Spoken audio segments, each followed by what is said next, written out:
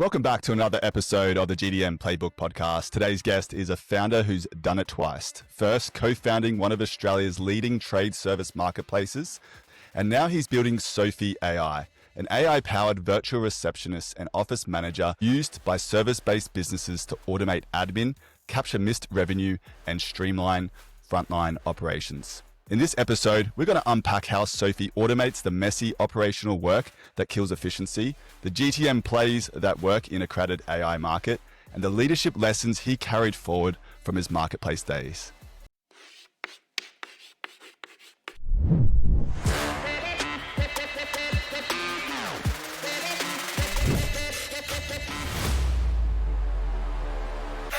Jacob Banks, great to have you on the podcast. Thank you, Mark. Thanks for having me.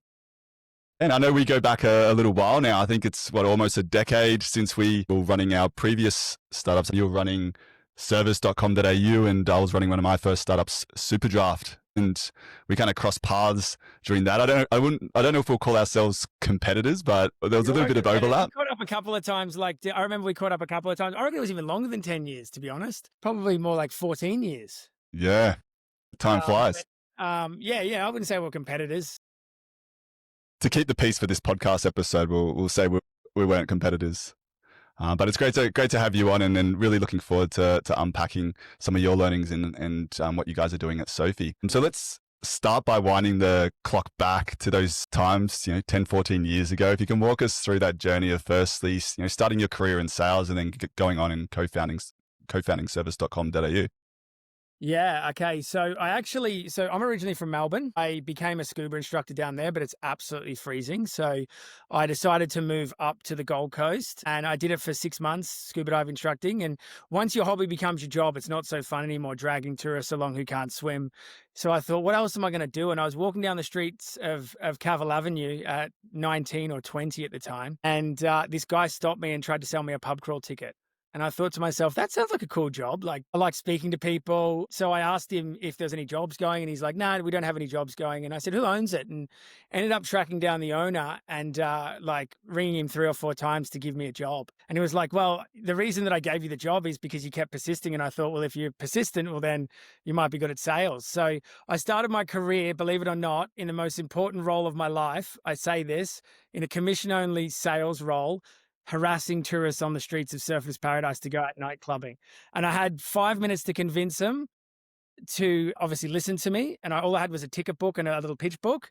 And I'd have to convince them to give me $150 to come out and meet me the night out, the next night out on Saturday night or Friday night, and come clubbing with us. And honestly, it was the most amazing experience of my life, believe it or not. Like, it taught me how to hustle. It taught me how to loop. It taught me how to take no for an answer. Don't take no for an answer. And from there, then I moved into, I decided I need to get a real job, and I worked at the Yellow Pages.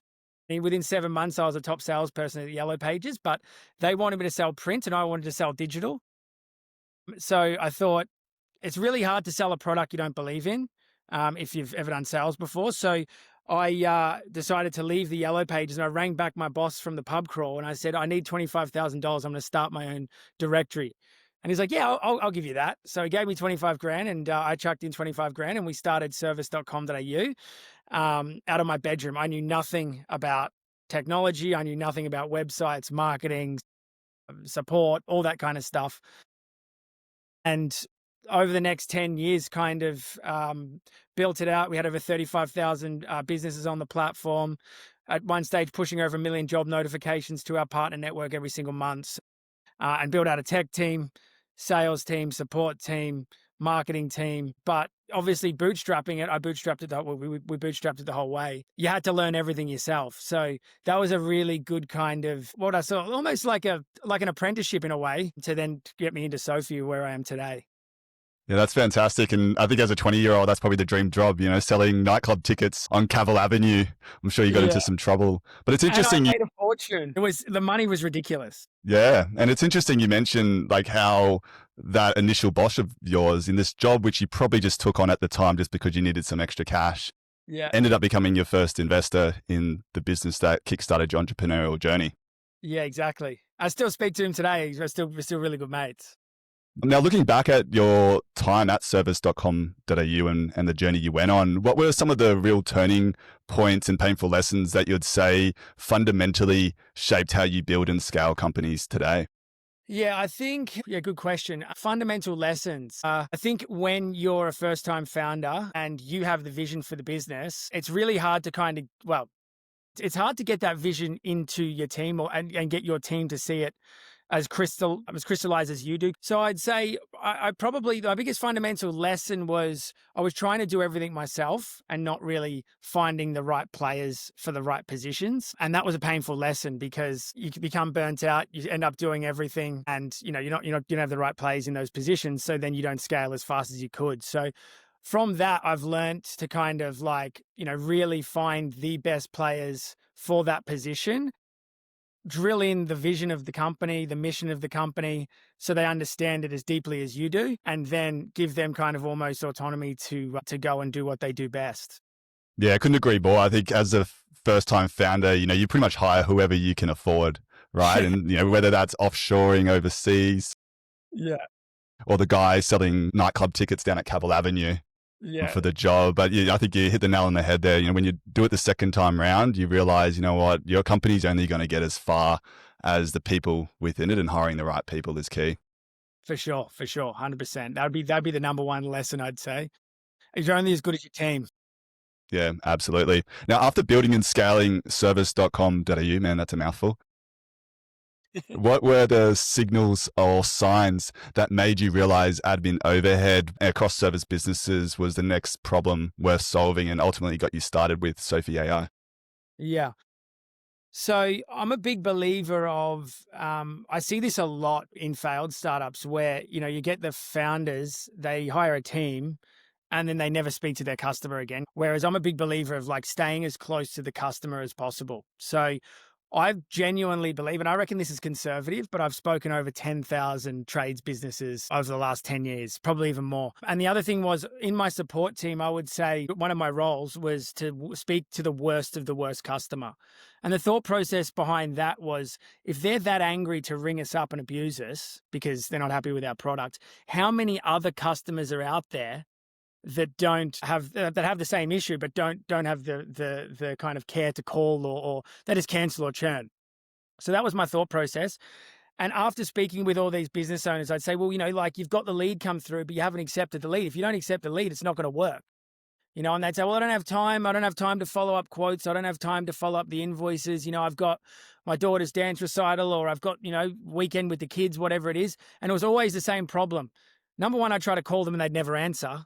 And then when I did get a hold of them, it was always like, we're great on the tools, but we absolutely suck on the admin. So I was toying with the idea of how we could solve that. And then when I heard the AI voice tech come out, that was when the light bulb moment went off in my head. And I thought, now's the time. Never in history have we been able to speak to computers how we speak to each other. Normally it's keystrokes and mouse clicks.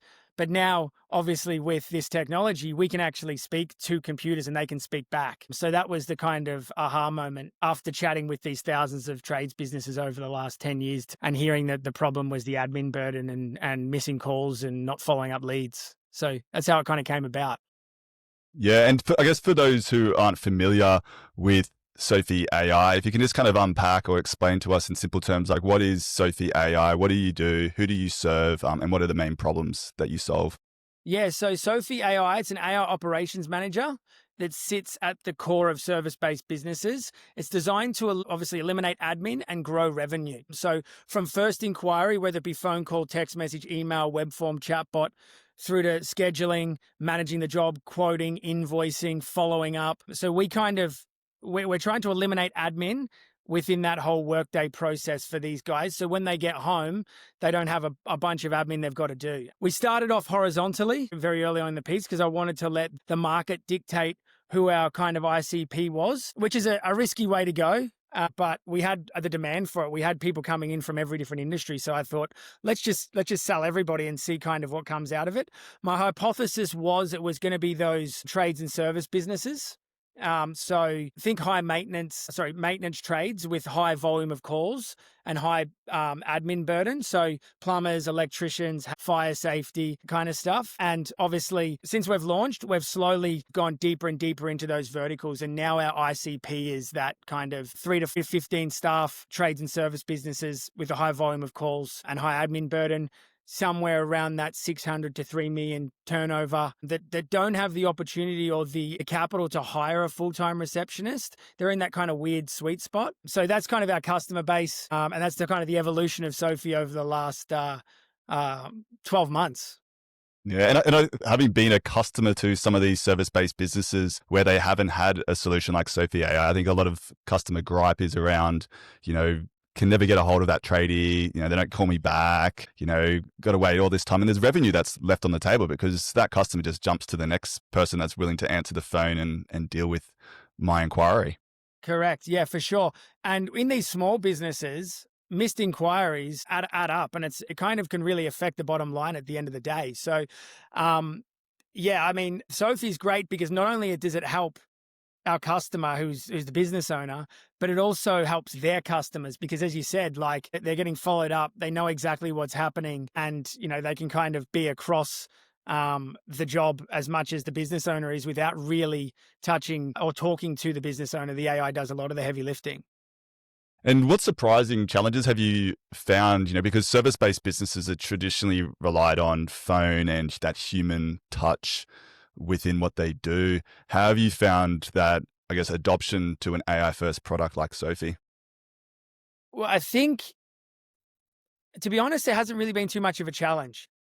I'll take a step back. When we first decided we were going to try to, build an MVP of this product, what we did was we created a script of a text to speech, basically, and we basically filled in the gaps in between. So it wasn't even a real agent; it was just a fake agent. I was like, "That's our first test. Let's see if we can actually get people to be interested in it." And we went and put it on Facebook groups, and the demand was crazy. So I wouldn't say that it's been a real problem convincing people because the problem is so immediate and acute. They are missing phone calls. The admin burden is so heavy for a lot of these small business owners. I wouldn't say it's been a challenge at all. But I think the years and years of being able to speak to these customers and have the ability to kind of really deeply understand the problem has made it a lot easier for us to kind of go to market and build the product that we kind of always envisaged. And from the moment that we founded the company till fast forward 14 months later, the vision hasn't changed in any way. Like it's literally the same vision. Nothing's changed. We haven't pivoted at all. We haven't needed to because I think of the experience that we had in the past. And how have you found the end customer's sentiment dealing with Sophie AI, rather than calling up the business, speaking straight to a human, speaking to AI? How have you found that? Yeah, I mean, for 95 to 97% of the customers, they're fine with it because they'd rather someone answer that they go to a missed call. And the thing is, we actually had to start putting in there, like mentioning that it's a digital assistant or a digital receptionist because people didn't even know. So like people are on the phone, they're not expecting to ring a plumber and the plumber have an AI receptionist answer it, know all their information, book them into a job. So a lot of the time people didn't know about it. But then after a while, they'd get into the call and you kind of hear them switch and go, wait a minute, are you human?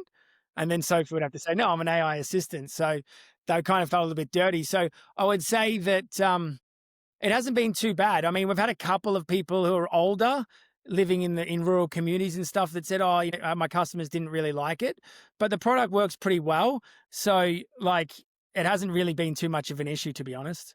So the need of that speed to response far outweighs, maybe their barrier to having to speak to an AI agent. Yeah, exactly. And I mean, you can hate it now and that's fine, but it's the way the world's going. Like you're going to ring up a bank, you're going to ring up, your internet providers, they're all going to have AI assistants. Why sit on hold? Like why do we need to do that these days? We don't need to. I mean, Sophie can handle up to 10,000 calls a minute. So there's no need to be sitting on hold anymore. So it's love it or hate it. Like it's the way it's going to go, I believe. It's my opinion. So we've got to embrace it. Absolutely. And there is a lot of these AI voice tools that are flooding the market, which I guess is a good validation that there is a demand for the product. How does Sophie AI differentiate itself from potentially some of your competitors? And what's your secret sauce? Yeah. So when we first started, we were probably one of the first, if not the first, doing it. Like this is 15, 16 months ago when we were testing it. And then in the last kind of 12 months, we've really seen an influx of people trying to build these agents. I think our secret sauce is number one, we're built specifically for service-based businesses. And there's no one on the planet, and I'm happy to be challenged, that kind of has the depth and breadth of our agent. Whether it be services, products, frequently asked questions, departments, team, personality. You can change the agent's personality. You can get really deep and kind of granular in training your agent and setting an agent up specifically for your business. So if anything, it's actually helped us because it's awakened the market. So when we first started, there was no search volume for a virtual receptionist or AI receptionist. Now there's the search volumes like up and to the right hockey sticking. And we rank number one for that, obviously. And then secondly, when people get onto these tools or these, a lot of them are white labeled third-party software, pretty average. So once they get onto it, they kind of see the potential, realize that it's probably not right. So then they go back out to the market and look for who else is out there. And that's where we kind of come into it. So if anything, it's actually probably helped us. Rather than hinder us at the moment. The second thing as well, we're not just an AI receptionist. Our vision is an AI office manager. Yes, we mention receptionist because that's the number one search keyword at the moment, and we are, evolving into that office manager. But our vision's always been from first inquiry to final invoice. If you've just got a receptionist that handles missed calls, it doesn't really eliminate the admin burden for the rest of the process. Whereas our goal is to do that. We're eliminating that admin burden. So a lot of people you can spend, $200 on an AI receptionist a month, or you can spend a little bit extra and get an AI office manager that does the whole start to finish. So that's kind of another thing that we've done. Yeah, fantastic. And if we can just use that to kind of segue into walking through some real life before and after examples, if you can just kind of unpack or walk us through what are some of your customers' pre-existing workflows, and what did that workflow look like once they've adopted Sophie AI, and then what impact did that have on their business and their bottom line? Yeah, I mean, so I've off the top of my head, I mean, we've got hundreds of businesses on board now, approaching nearly 1,000 businesses on board. I would say, I mean, one is like Rag. That's this guy that I speak to quite often, Marty from Remote Area Group. He has a fire training or fire safety business out in East Arnhem Land in Darwin. And he's got to fly out to these remote Indigenous communities to kind of test all the fire safety and the blankets and the extinguishers and things like that. And while he's flying, he obviously can't handle the phones. So Sophie's been instrumental in that. It used to be where you'd get home at nighttime and have to call them up. And he was spending, 15, 16 hours a week on these tasks. So that's eliminated all of that for him and allowed him to have the phones manned while he's in the air flying to these remote communities. She can obviously schedule the jobs in straight away now, which saves him ringing him up and trying to work out when to do it and that sort of stuff. So that's just one off the top of my head. I could be here all day talking about it. Yeah. And you mentioned you work across a few different sectors. How do you guys handle that with the different edge cases that each customer might have a slightly different workflow, and different customers with different requests? How does Sophie AI handle those? Yeah. So we started off horizontally, as I said earlier, and now we're moving back once we've figured out where the demand was, and it really is in that high maintenance trades for us. There are other industries, but also there are other players who are starting to dominate those industries. So it's like, where are the best industries and where is our kind of skill set best kind of, where are we best to target? So we are going to more into those high maintenance trades, or sorry, high volume of jobs, maintenance trades. It needs. Yeah, so we've got the Train Sophie module, which, as I said earlier, allows you to break down each individual service, frequently asked questions within that service. What questions do you want it to ask? How do you want it to respond? What do you want it to do at the end? Send a text message, book in the job, transfer the call, whatever it may be. So in that Train Sophie module, you can get really, really granular across the whole business, like departments, as I said, services, products, frequently asked questions, business details, trading hours. You can even get as granular as like putting in leave for particular team members. So Sophie knows when to transfer and when not to transfer based on their working hours, based on their holidays, or based on the days they work as well. So, I mean, we've built it so you can customize an agent specifically for your business. Yeah, awesome. And you mentioned there around the approach you guys took going to market around, going wider to start with, seeing where the pool was from the market and where the need and demand was. And then now you've gone and narrowed that in, which I think for listeners, like that's a go-to-market 101 that, seasoned, second time founders know where, I think where a big mistake a lot of founders make is where, they start off broad and they stay broad where, because they're like, well, because end of the day, like you're still early stage. And so you basically, it's easy to get caught in the trap of like, I'm just going to take revenue from wherever I can find it to keep this business going. And I think it's very disciplined to be able to then rein that in and focus on the niche and create the best product for that niche and then use that to then launch pad from. So I think for listeners, the approach you guys have taken, I think is a great lesson for us all.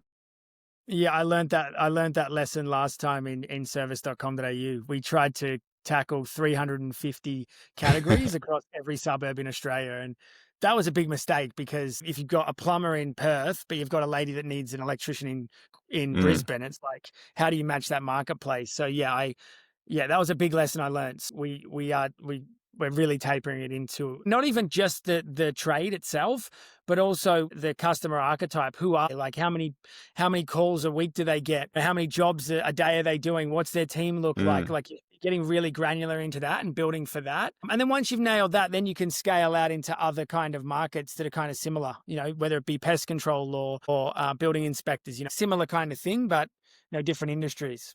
Yeah, absolutely. I think people underestimate how big a niche market actually is because they might think in their own world, like you probably experienced during the service.com.au days where you would see so many inquiries for, say, like plumbing services. And you're like, never in a million years would you assume that many people need plumbing services on any given day. You'd probably think, maybe there's a handful, but there's thousands of people across the country. And then if you add the world to that, it's infinite. Yeah. I mean, it was crazy being in the US. There's 210,000 electrical companies or electricians and 131,000 plumbers. There's right there. There's nearly 350,000 businesses just in two trades, just in the state, not taken into consideration in the UK, New Zealand, Australia, and the rest of Europe. So yeah, like I said, it's a massive market. So it's not something I'm worried about is running out of customers. That's for sure. Absolutely. Now, if we just transition now and delve into your own go-to-market strategies within Sophie, and you've lived two lives, one being the GTM era, and then you've also lived the marketplace era of service.com.au. And like, how have you seen the go-to-market playbook evolve? And have you found there's certain things that have crossed over that have worked back then in the previous era that work now? And what's changed? That's a quite, I could be here for quite a while talking about that, but I'll try to kind of condense it all down. When it comes to marketplaces, it's usually a needs-based service then and there, especially for what we're doing. Like, I need a plumber. That problem is in a moment in time. Once it's fixed, you don't need that plumber anymore. So search was really good for us on that front because it's a needs-based. They just go to Google back then and they would just type in plumber, Surface Paradise, and they'd find a plumber and they'd either post a job or they'd call. So search was definitely the kind of king when it came to marketplaces. When it came to Sophie, though, because the need or the demand for solving the admin problem has probably been there since they've started the business and continues to be one of their biggest pain points. Our best channel has been social and reels. So I saw something yesterday, I think it was 7 years ago, average person watched 10 minutes of short form content. Today, the average person watches 4 hours. So that's where the attention is. So for us, it's all been social, funny reels, really quick hooks, and then straight into like what Sophie can actually do and the benefit off the back of Sophie. So that's been amazing for us. Search as well. But then moving forward, what's changed? Really getting in the AI results. So people more and more are going to these large language models and to Google to ask questions. If you see now when you do a Google search, Gemini gives you the kind of AI response. It's making sure that you're now in there because people aren't going to be clicking into websites as much anymore. They get the answer for what they need and they'll click on that. And then from there, we're getting more and more traffic. So it's about how do you rank within those kind of AI search results or AI SEO as they're calling it. Yeah, absolutely. Like there's a big shift at the moment. Like, marketers used to spend a lot of time really optimizing on page, trying to work them through this funnel down the page, first fold and all these principles. But as you've just highlighted, like there's less and less people that are actually spending time on websites now and having to do their own manual research. They're able just to jump into an LLM, whether Gemini, ChatGPT, Claude, and then start asking questions, do all of their research. And it's only literally at the point when they've done their evaluation, ready to buy, then they would go to that website literally just to click a button to request a demo or to subscribe. I mean, even that I think is going to change as well, because now with a lot of these LLMs, they're now integrating that full checkout mechanism within their interface. Like you're seeing it Yes. now with being able to purchase food. It will go onto the website on your behalf and go and make that order. It can go and book travel for you as well. And you never actually Yeah. have to leave that interface. So it's going to be interesting to see even how that shifts further.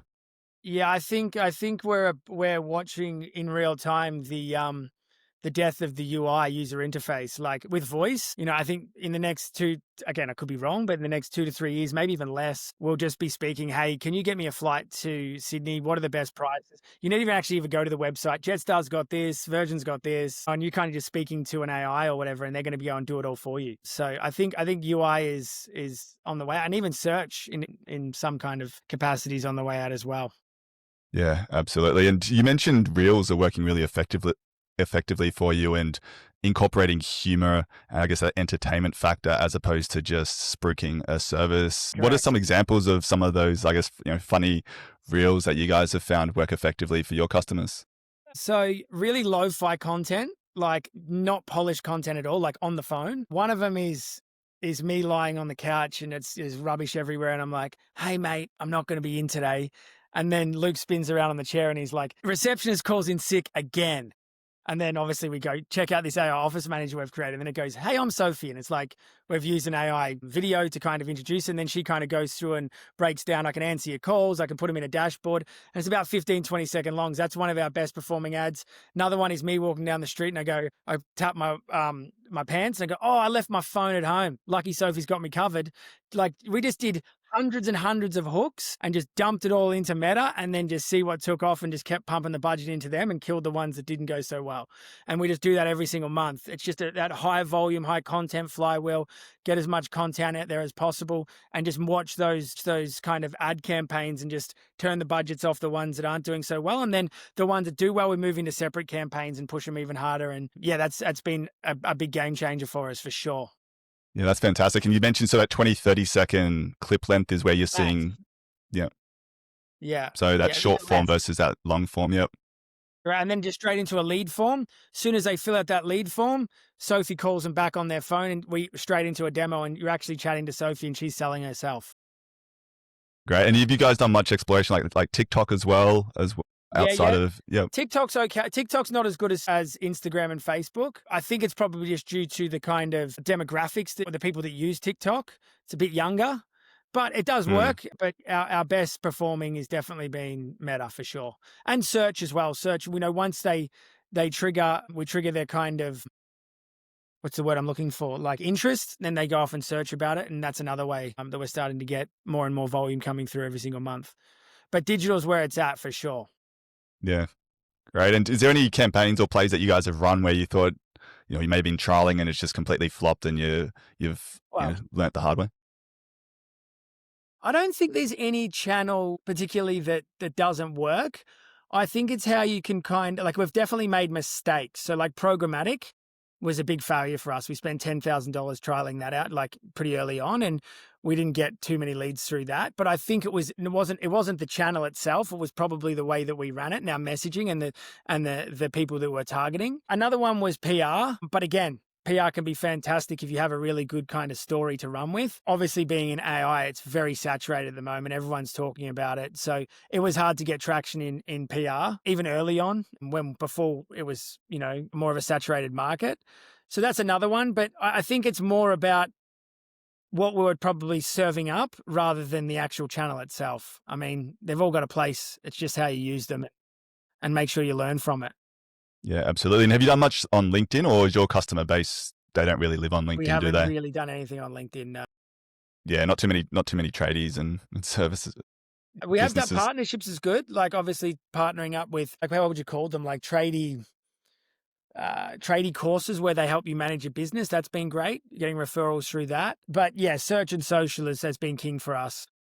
If it's done correctly, it took us not a long, when I say a long time, in the startup world, 3 weeks is a long time, but it took us a little while to kind of work out what worked and what didn't work. But it was just that volume, just punching out as much content as you can, and playing around with those call to actions in your Google ads, and like really being, testing and iterating constantly, and evolving your kind of strategy as you see wins. Yeah. And what about your pricing strategy? How did you guys come up with that? And was there any learnings, and have there been any iterations since you've launched? Yeah. So basically what we did was we started selling it for $150 a month, and no one was balking. So then we went to $200 a month, and no one Was was that just balking. like Yeah, I was like, let's test and just see see what what we can works? sell it Pull a for. number. We've got a lot kind of better in our pricing strategy now, but back then it was just like, let's just get it out to market and see what people are willing to pay for it and how much value we can kind of deliver from that price. Now we're moving into more of a hybrid model. So I don't know if you've seen Lovable. They're the fastest growing startup on the planet, 0 to 200 million in, I think, like 12 months, which is 200 million ARR. Yeah, making it look easy. Making it look easy. I mean, they've got ridiculous churn, which is, we call it like AI tourism. So people jump on the tool if it's cheap, and then they test it out and then they churn off. But we're going to go for this hybrid approach. So we believe that we need to increase our ACV across our customer base, depending on the size of the business. So you'll pay a flat kind of SaaS model in a way, depending on how many people you've got in your team. And then you're going to pay usage or outcome, not really usage, it's more outcome based. So the more outcomes that Sophie does for you, answering calls, following up unpaid invoices, following up quotes, rescheduling jobs with customers, whatever it may be, the more outcomes that Sophie does, the more that you'll pay. With the size of the business, the bigger the business, the more you use it, the more you pay. And it'll also decrease for those seasonal jobs or seasonal businesses like air conditioning experts. They're going to be taking 100 calls a week in summer, but in winter they're going to be taking 3 calls. They shouldn't have to pay the same amount of money across the year if they're not getting the value out of it. So we're trying to tie our pricing to the value that we give to our customer. And how have you found, is tracking those outcomes, you found a bit of a challenge within your business? Yeah, so I started off basic. It's easy to measure calls. It's easy to measure text messages and things like that. It's just like, but as the product evolves and gets more mature, we'll be able to kind of manage it a bit better. So this pricing strategy is a constant kind of, what do you call it?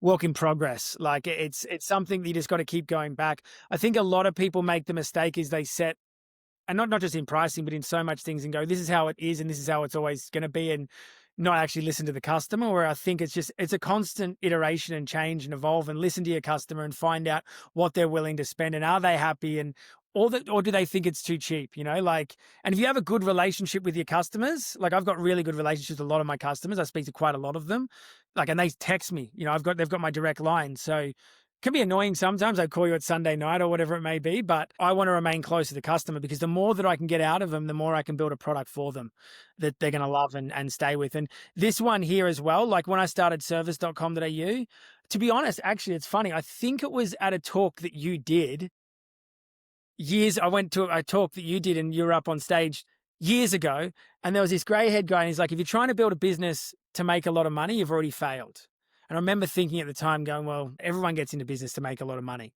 Whereas with Sophie, I've gone of the other way of like, I really want to solve this problem. My brothers are tradies. I see how much of a burden it is for them. A lot of my friends are tradies. If I can solve this problem and I do it really well and I create a great product that people love, the money's a byproduct. Yeah, absolutely. And I think even the big players are still figuring it out. Like there's this big shift now going from like seat-based pricing across to this usage-based or outcome-based pricing using credits.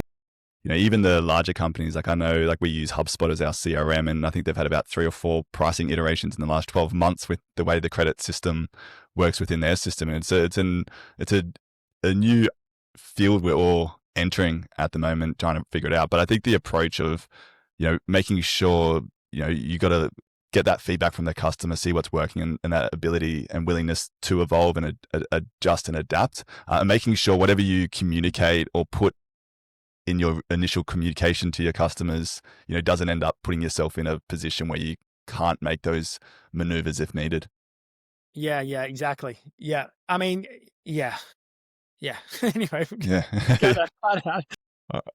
Yeah, All right. Well, okay. let's transition across to leadership and team culture. I know you guys put a lot of effort into this. I see your social reels with your team, high fiving each other and all the different things. Like, culture's like a big thing in startups where, building a strong culture often determines, how successful that company goes. And I can see you guys put a lot of focus and effort in this area. So like, what's your ethos around building culture, and what are some of the, I guess, whether rituals or initiatives you guys do to help establish and build that strong startup culture? Yeah, culture's super, super important. It's really hard to build and it's really easy to destroy. All you need is one or two negative people in that culture and the culture can be gone completely. I think number one is we're all a team. There is a hierarchy to some extent, but we're all in this together. We're all working on the same problem. We're all trying to solve the same problem, which is, eliminate admin for service-based businesses. It's setting the vision across the team really early on, so everyone knows exactly where we're going and what we're doing. And the other thing I think is transparency. Like, I am super, super transparent with what we're doing in the business. There's nothing that you can't ask me with. You can look into our profit and loss. You can go like as deep as you want into anything. I've got nothing to hide. Like, I believe, like people see all this money coming in and they're like, oh, they're making a fortune, but they don't actually see all the costs going out the other side. So I'm like, yeah, like, have a look. Like, this is what we're doing. This is where we're going. This is what we want to be. This is where our goal is. This is our financial forecast. So I'm super transparent. The only thing I don't discuss, and this is because it involves the individual themselves, is remuneration from team member to team member. But everything else I'm fully super transparent with, which I've had people tell me, oh, that can cause problems. I think if the culture's right, it doesn't cause the problems. Yeah, if you got the right people, and it gives that sense of like you guys are on a mission together. It's like it's as much their business as it is yours, Yeah. and it sets that mindset.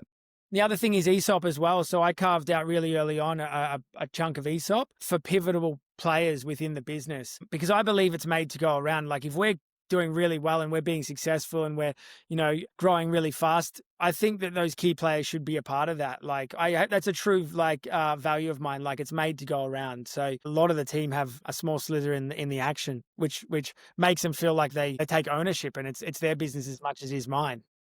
Yeah, awesome. And I believe your company's all in-house. Is that right? You guys all come to the office each day, or do you guys run like a hybrid model? So, well, all the Gold Coast people come to the office, and then we do have some people overseas that do different tasks, but most of them come to the office. What's your view on, in office, in person versus hybrid versus fully remote for a startup company?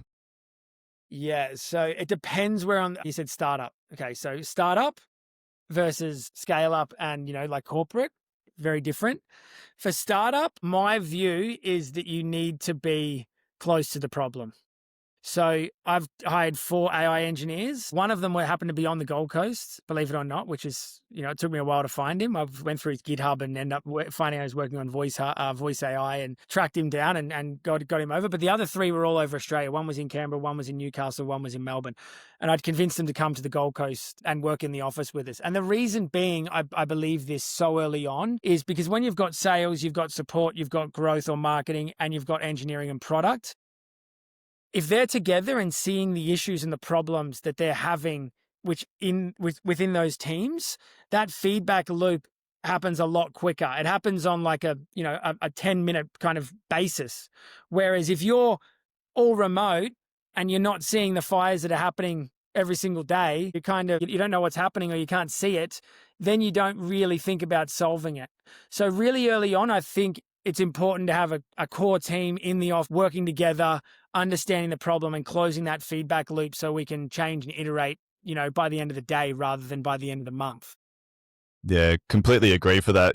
That initial phase, like trying to get something off the ground, having everyone, in one place, all in. Like I remember one of my previous startups was we were doing or building out virtual reality, augmented reality technology when it was first emerging, a little bit like now the voice AI space back then.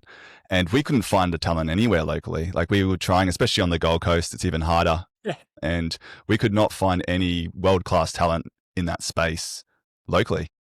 And the closest place we could find someone that actually had the talent and the skills we needed was all the way over in Argentina. And because we wanted to make sure like we bring these people in for the same reasons you've mentioned, we ended up flying them over here, paid for their visas, everything, housed them to basically be able to create this product. And they even to this day, they now set their whole lives. They've got children here on the Gold Coast as well, which is kind of cool to know that they've completely reestablished their life here in a different country on the back of it. But to your point, like having people in that initial phase is so pivotal. And what would you say is like that point at which it's okay then to start going remote and having people like you? Would you say it's at like 10 head count, 20 head count, or would you say it's a revenue?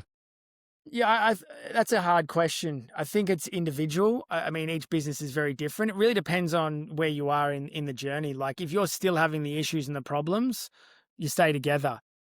But the other thing is like as you scale up, the issues and problems just evolve and change and become bigger, if anything. So that's a tough question to answer. I don't really have the answer there. I'm a big believer of like having the team. I think you can have multiple teams in different locations, like a US base or a UK base, but I'm a big believer of keeping the team together as much as possible. Now, I don't say like you can't work from home, like on some days, but as long as some days you come into the office and you're in a team environment together where you can kind of see what's happening for sure. But in the short term, I'm very honest and open with these guys when they're joining. I pump them up. I show them exactly what we're doing from a revenue perspective, how fast we're growing, what our vision is, where we want to go. And that usually convinces people to say, yeah, you know what, this is a really good opportunity. I want to come and join this rocket ship and kind of be a part of it. So I haven't had any issues yet, but in saying that, I'm not open. I'm not what's the word? I'm not closed to having people work from home a few days a week if needed. But our CTOs from Peru brought him over. Same thing with the visa and everything. Yeah. Fantastic. And in startup culture, teams often run into the tension between speed and accuracy or reliability of product. How do you guys lead in a way that maintains both momentum without creating that chaos or sacrificing on quality? Yeah. So for me, it's speed is number one, especially in the space that we're in. Obviously, the quality has to be there too, but I'm not looking for perfect. So as we're releasing features, we're releasing the MVP of the feature. We have an idea of what we want to build after speaking to customers, but until you actually put it in their hand, you don't really know. So we always release a very, very basic version. So for invoicing, for example, all it could do was effectively you could write an invoice, send an invoice, and Sophie would follow up. That was the MVP. Now once we get the feedback from the customer, we see how the customer uses it, then we go back and polish it and go deeper into that part of the product. So I think speed is number one, and releasing in MVP blocks in each section of the product. Because when we first released, it was just answering calls.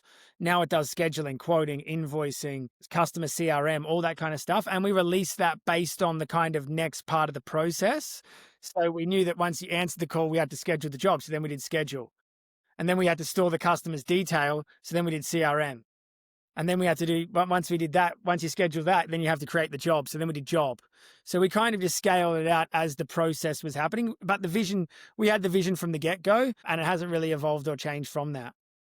Yeah, and I think it's a sliding scale, isn't it? Like you can't launch something too scrappy because otherwise you experience high churn. But on the flip side, you don't want to go after like perfection because then nothing will launch. And what you've probably found is it's often the customer that will help evolve the product in the direction that it needs to go. Whereas if you try and build something perfect and launch it, you then realize, customers didn't need half those features and they actually wanted these other set of features that were important to them. Yeah, not often, always the customer tells you what they want, like realistically for us. Yeah, I mean, the more customers you speak to, they tell you what you want. Like I'm still like yesterday, I did 3 hours on the phone with customers. Just what else do you want to see? What does perfect look like for you? What would be a game changer? Really understanding that. And then if you do 20 or 30 calls and out of those 20 or 30 calls, there's a feature that comes up 25 times. Well, now I know what I'm building next.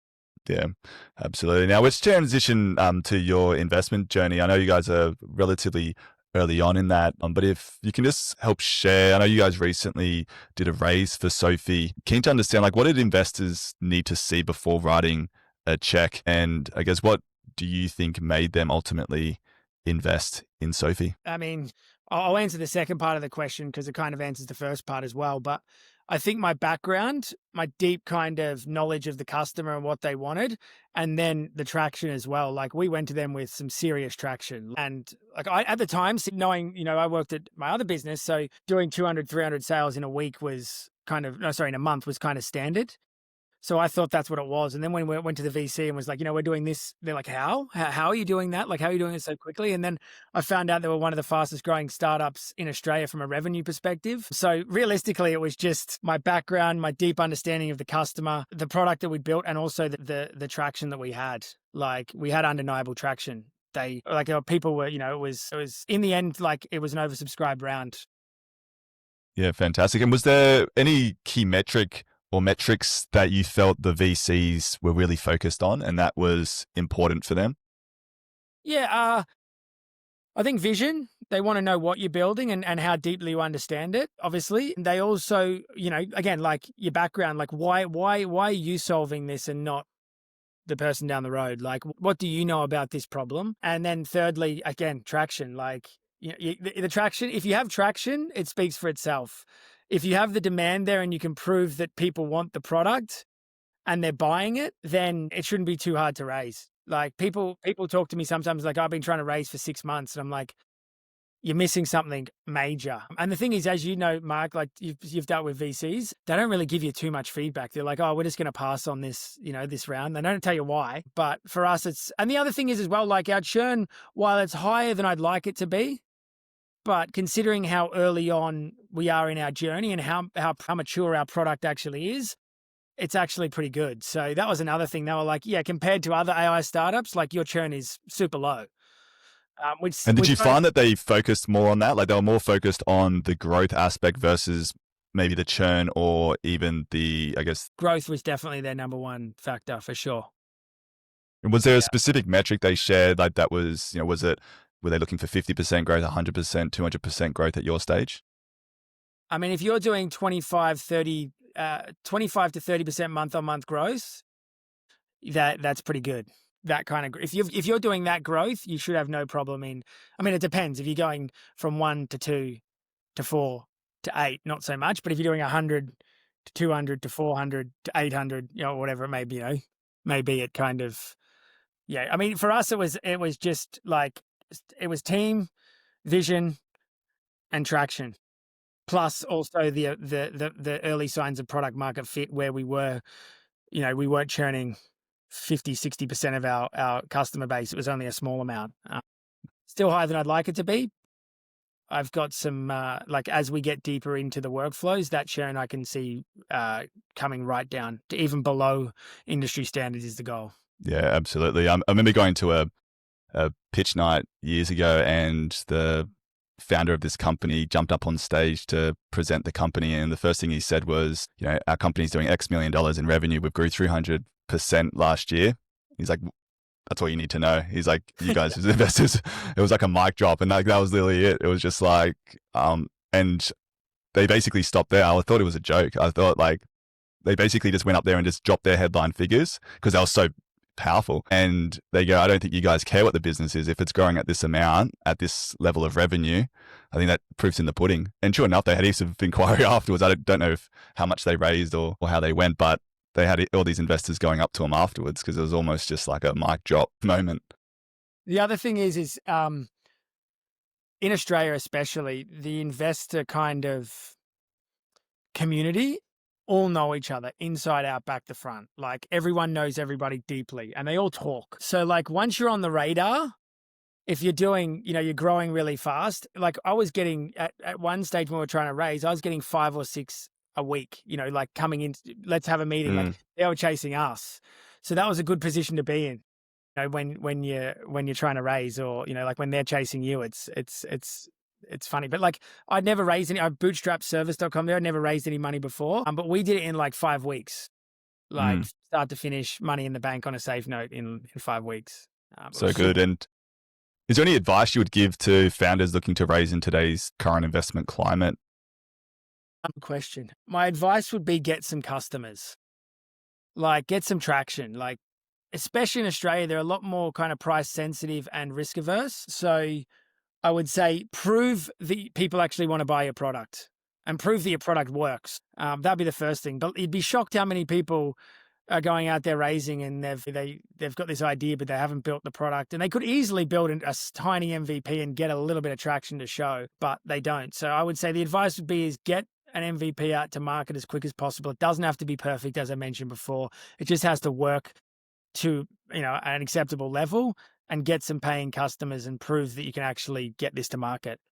Yeah, great advice. Now, taking a look forward into the future, like what challenges do you expect to see in the service business automation space over the next 3 to 5 years? Or what change, I should say? Change. I'm very bullish on what we're doing. Like, I think that we're going to see more and more automation and AI agents amongst every business and amongst everything we do, not just service-based businesses, but for service-based business in particular. And this is such an exciting time to be, like in business or starting a business. Like, there is so much opportunity right now to create an amazing business. I see it going deep into verticals. So there's going to be a doctor receptionist, for example, or a medical receptionist that not only answers the phone calls, books you in. Once you're in there with the doctor, she's going to transcribe all your kind of notes. She's going to write the referrals to, whoever you need to go to. She's going to write up your scripts. The doctor's basically just going to sit there and click a button and it's going to kind of go through. Same thing with trades businesses from an admin perspective. Same thing with accountants, lawyers, all that kind of stuff. Like, I think, like paralegal, and hopefully no one's a paralegal listening, but like people like that, they're in a lot of trouble because you don't need a paralegal to sit there and write all the notes anymore. Like, AI is going to do it. So I think it's going to go deep into vertical, deep into workflows. But the exciting thing, there's a lot of opportunity out there to do that in basically every industry. There's not one industry that's not going to be disrupted. Yeah, absolutely. And for Sophie AI, like what's on the horizon for you guys next year in terms of whether is it new features, expanding into new markets, more new verticals? So we're going to go deeper into our ICP, as I mentioned, deep vertical into these ICPs, deep into their workflows, and really, really deep to a point where no one's as deep as we are. The second part we're going to do is we've already scaled from Australia to New Zealand, now the UK. We've got customers in those 3 countries. I want to go over to the States. I just spent a month there, kind of, as I said, chatting to the customers and understanding the market nuances. So I want to roll out in the States early next year. And then the third thing is it's happening, is a PLG motion. So a lot of our sales or a lot of our onboarding's done by SLG, agents actually calling up and closing them.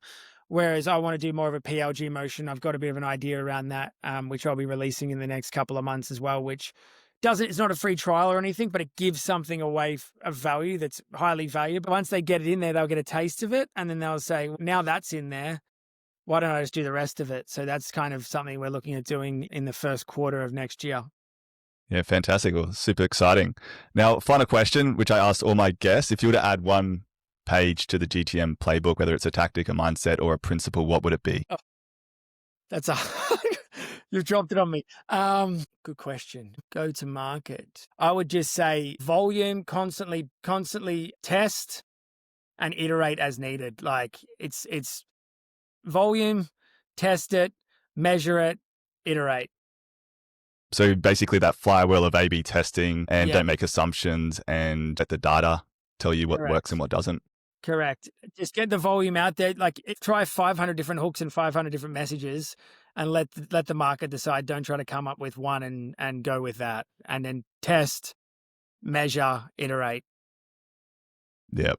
Fantastic. Great advice. And Jake, thanks so much for jumping on the podcast today. If anyone would like to connect either with yourself or learn more about Sophie AI, what's the best place? Add me on LinkedIn. That's probably the easiest place. Jacob Banks on LinkedIn, and co-founder of Sophie AI. But thank you for having me, Mark. I really appreciate it. It was awesome.